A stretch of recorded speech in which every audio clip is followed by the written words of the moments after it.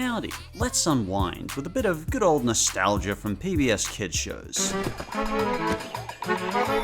PBS has been around for many years, and it's generally been a pleasant place for some simple but quality kids shows not incentivized by profit margins or shareholders. In fact, even Sesame Street was proud to call PBS home. But on this occasion, the episodes I found were not so jolly. While most of the time, PBS is as wholesome as pumpernickel whole grain, these rarer, unspoken episodes were considerably more serious and dark. You'll make very fine scrap indeed. Buffering Bert. One particular one was even banned for being unsuitable for children.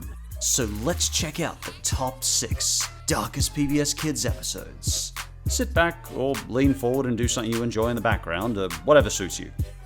Number 6. Sesame Street, Goodbye, Mr. Hooper. As I mentioned on Darkest Kids Show episodes, Sesame Street has covered a ton of topics ranging from simple sharing to more serious subjects like divorce or incarceration. But perhaps the most serious, difficult subject they've covered is outright death. While subjects like mental disorders and family going to jail can be hard concepts to explain to children, the concept of mortality is one that's hard enough for many adults to come to terms with, yet alone trying to explain the subject to children. We start the episode seeing Big Bird just acting like his usual goofy and curious self, walking with his head between his legs just because, which is, honestly, much of why most of us do many things. Can't you give me a better reason than just because? Well, I guess I could try, but I don't think I could come up with a better reason. Yeah, I understand. It's in the third act of this episode that things take a more serious turn. Big Bird has drawn caricatures of all the grown-ups he knows and starts handing them out. They all love his artwork and there's generally all smiles. But Big Bird then pulls out a picture of Mr. Hooper, who had run the general store Hooper's Store since the beginning of the series in 1969. Everyone loves his drawing of Mr. Hooper, but then Big Bird says, Well, I can't wait till he sees it. And the entire scene changes mood. Big Bird doesn't know exactly what death is, and the grown-ups do their best to explain the situation to him kindly and honestly. He gets upset by this situation and fails to understand why things have to be this way. Eventually, Gordon explains it this way. It has to be this way because. Just because? Just because. Part of what makes Sesame Street such an amazing program is it doesn't speak down to the kids and treats even the most serious subjects as important to be discussed. It's not going to lie to the kids, but it's also going to be there to embrace them. What is beautiful here is we can see Maria and all the other Sesame Street cast struggling and grieving on camera as they explain Hooper being gone to the kids. They went through this pain together, right along with their audience. And I don't know how you could show more love and respect for your young audience. Interestingly, we see through Big Bird all the accompanying feelings of loss. Those feelings of disbelief, denial, and frustration, and hopefully, eventually, some level of acceptance, or at least tolerance. Sesame Street, as always, is to be commended for treating such a difficult subject with respect and having the integrity to be honest to their young viewers. They did everything they could to be right beside their child audience for this, grieving together. And for number 5, Thomas the Tank Engine, Stepney Gets Lost. So, Thomas, we finally meet again. The charming, light-hearted stories of sentient locomotives. Did anyone else enjoy watching these weird stop-motion trains go about their daily lives on the island of Sodor? Oh, apparently millions. As the show is still going on today, 34 frickin' years later. But this particular episode remains among the darkest, most unsettling Thomas episodes I've ever seen. Here, we tackle the subject of attempted murder. In this episode, we follow Stepney, a tiny steam train. He's tasked to help the other trains in the quarry and spends all day going back and forth on the tracks. After a long day's work, the quarry foreman asks Stepney's driver to pull a train of equipment to a new branch line. Isn't that the fat controller's call? We all know he's the real head honcho here. I mean, he did warn them. And that night, when Stepney delivers the cargo, things take a turn for the worst on his nightmarish route home. The music turns ominous as the scene pours an uncertainty and fear into the viewers watching. A thick fog covers most of the tracks, making Stepney blind to his surroundings. The tracks are sabotaged, and he's purposely led the wrong way, lost and uncertain. Once the fog clears though, Stepney comes to the horrifying discovery that he's in the train graveyard. Stepney is left all alone as the driver and fireman go to get help. Shortly after, two unknown diesel engines with demonic smiles abduct our hero Stepney. Got ya this time, Stepney. They force Stepney into a fiery, underworld-like scene, leading to some grabber contraption. Our friend Stepney pleads that he's not scrap, but his death machine continues to slowly descend, getting closer and closer. This engine's not for scrapping, shouted Stepney. This episode essentially goes from being a happy-go-lucky show about trains to a disturbing attempt at homicide with barely a bat of an eyelid. It honestly became hard to tell if I was even still watching Thomas the Tank Engine or some weird creepypasta fanfiction. In the end, the Fat Controller saves Stepney from being murdered, but he's scolded like it was his fault for facing annihilation after he got lost. I guess this episode was meant to give children a warning lesson about stranger danger, but in reality, you're far more likely to be murdered by your spouse or partner in your own home. Like, statistically way more likely. So I guess Stepney's train driver is most likely to murder him, which actually does make sense. So, acknowledge that advice, but also take it with a pinch of salt before you go terrifying your children. Saving you from scrap is getting to be a habit, Stepney. Please stop it. Number 4. Arthur, Germophobia. Every day when you're walking down the street. So here you are, Arthur. To be honest, I always found this intro a bit too saccharine, but it remains catchy and upbeat, and there's honestly little to complain about. In fact, that's my whole problem with Arthur. I personally found it boringly wholesome even as a kid. I've no problem with it, I just didn't think it had much flavor to it. What could possibly be dark about this show, you ask? Well, in Germophobia, we get a scathing look at the slow progression of OCD. Unable to stop Buster's dirty habits, Arthur and his friends finally resort to encouraging a phobia for germs in Buster, encouraging him to obsess and fear the microorganisms, showing him germs under a microscope in a desperate attempt to change his filthy habits. However, that night, Buster has a life-changing event through his dream. A green gas expels from the harmonica he picked up out of the trash, causing his friends to abandon him as he chokes and drowns in the pool. Soon, he begins to hallucinate tiny germs on him all over, everywhere he goes. Are you okay?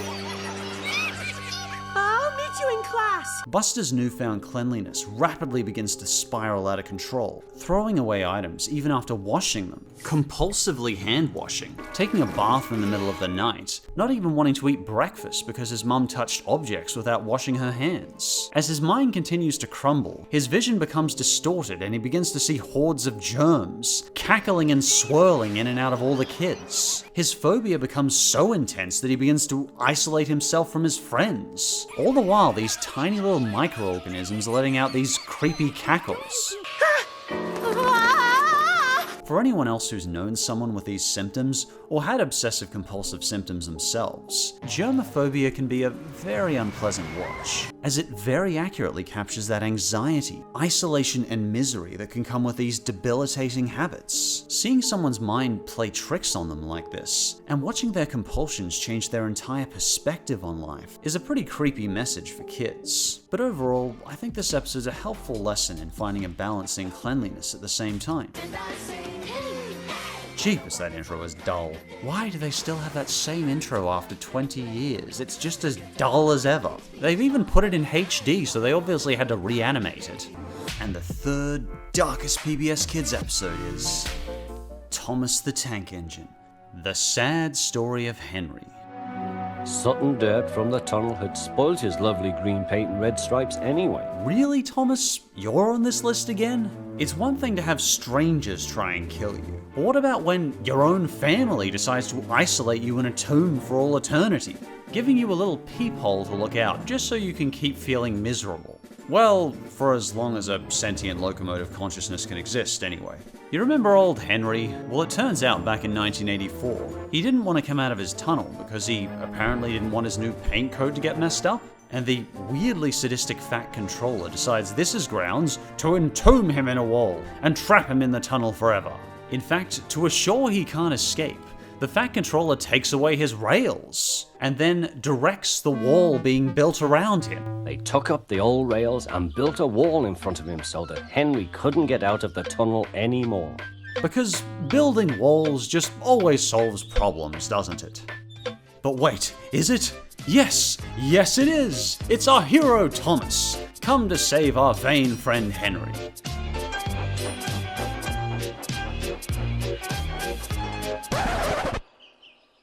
No, never mind. Thomas can't save Henry from his self-designated zone of death. Everyone just gives up on Henry. It's like Henry just gave up on himself. He gave up on life. He did not want to leave this tunnel. This episode was chilling enough to bring back some creepy memories of when I first saw it at a young age. There's no great monster here to run away from.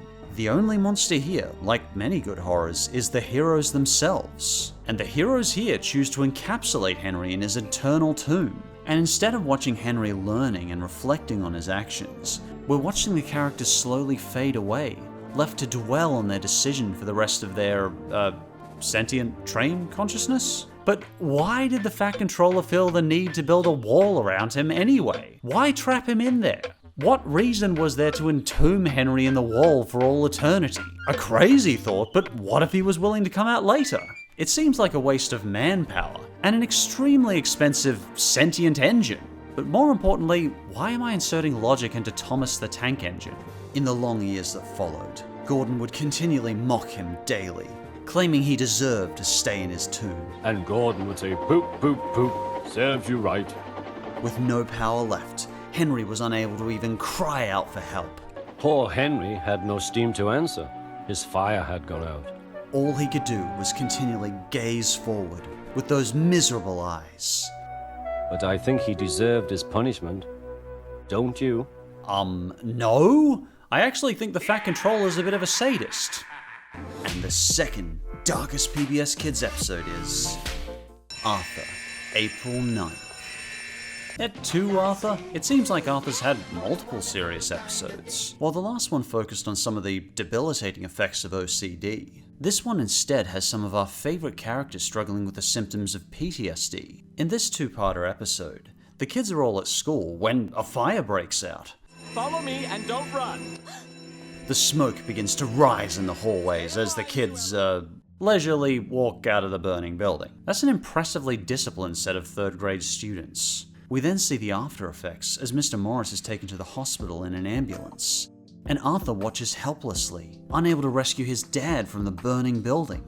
Thanks to the brave firefighters, he does make it out okay, but the entire ordeal leaves a very strong impression on the kids. What's interesting about this episode is we see how a traumatic event can differently affect each person. Some of the students even show mild PTSD symptoms, and one even begins getting recurrent flashbacks of flame and smoke, ending up running frantically out of the school to cry because they're too terrified to be near the school. He refuses to hear about the fire, he's suddenly unable to watch his favorite show. We generally know this student to be the tough guy who isn't afraid of anything, and seeing him in this helpless state is an unusual turn for the show. I can't go back there, I just can't. I keep on seeing flames and smoke and... The traumatic event affects Arthur really badly too, and he begins having nightmares of watching his father drowning and being unable to protect him. The fear of losing a loved one so suddenly is certainly real though, and I'm glad to see Arthur's show addressing it respectfully. PBS added a nice touch when they also show a short on fire safety during the break. They bring in firefighters to talk to the kids, who've been in their own share of infernos. It's very touching, and a great lesson to kids on being calm in an emergency. And the number 1 darkest PBS Kids episode is Pingu, Pingu's Dream. I admit, this one's a weasel call as Pingu mainly aired on PBS Sprout, but that technically still makes it PBS. And frankly, this episode remains one of the most visually horrifying things I've ever seen on a kids show. Ever. Believe it or not, this particular episode was outright banned, as the material was deemed unsuitable for children. But how can this harmless, slightly annoying little penguin be unsuitable for children? We're thrown into Pingu's dream as his igloo just flies away, and its bed decides it wants to fly away too. So far this seems fine, just inanimate objects coming to life. Standard subconscious logic, really. But a sense of dread begins to form as this alien, walrus-like creature rises into view, leering at Pingu like some deranged stalker. Jeebus! What the hell is that? That's just... My gut wrenches uncontrollably purely just by seeing this thing on screen. This is among the most horrifying, unintentional, uncanny valley, David Lynchian creatures I've ever seen. Only a handful of things in animation can get under my skin nowadays. But this thing fits squarely at the rock bottom of the uncanny valley. If I haven't made it clear so far, I feel legitimately disturbed by this thing. And keep in mind, this cartoon was made for 4-year-olds. Even the way it moves is wrong in every way. This thing is just vile, wrong, and it disturbs me on every one of my 7.5 senses, including vestibular and proprioception. I can't imagine how many children were traumatized by this thing from seeing it when it aired. I can comfortably call the existence of this thing, wherever it is, the darkest PBS Kids show episode. But honestly, it's actually pretty dang refreshing to see something unnatural and out of the ordinary happen in these shows. For me anyway, part of the joy of these shows is in finding some of those treasure troves of bizarre, unusual, or simply discussing difficult to digest subjects for a young audience. Honestly, I get a real kick out of making these dark lists. They're good fun, so if you have any other recommendations for dark lists, feel free to leave them in the comments. And as always, thanks for watching, and I'll see you next time.